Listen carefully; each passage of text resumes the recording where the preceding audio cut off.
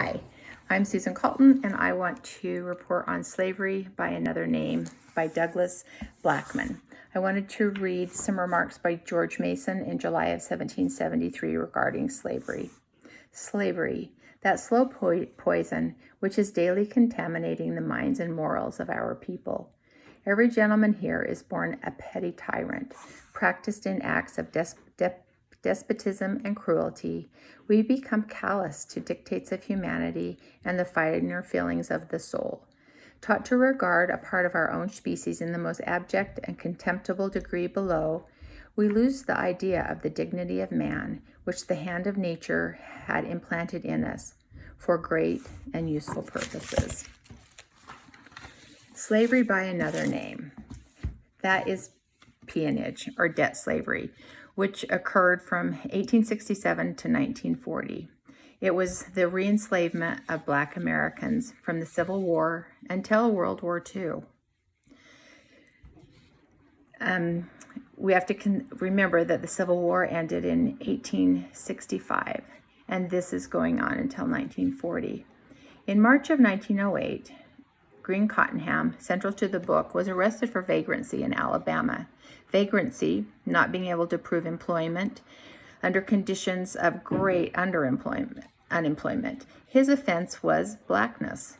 Found guilty after 3 days in jail, sentenced to 30 days of hard labor, a sentence that turned into a year of hard labor. Green, who was 22 at the time, was sent the next day after his 3 days in jail to U.S. Steel, a company that is in business today. Green was in the bowels of slope number 12 in Birmingham in the Platte mines.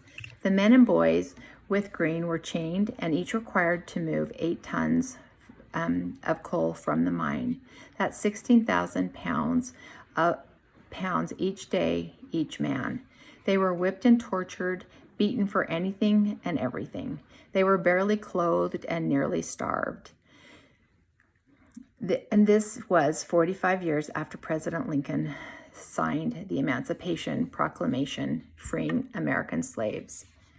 The book resulted from an article that Mr. Blackman was working on for the Wall Street Journal. He was investigating what would possibly be discovered if USA corporations were investigated like the German corporations, using Jewish slave labor, and the Swiss banks robbing Holocaust survivors of their fortunes. Mr. Blackman realized that blacks were slaves in all but name. Slavery is defined as a system where armies of free men entitled to their freedom and having committed no crime were required to hard labor without compensation. This practice made Southern families rich and businesses hugely successful. As Mr. Blackman walked in the location of the prison on slope number 12 past the burial field, the horrific work that the slaves were required to do and the god-awful living conditions they lived under,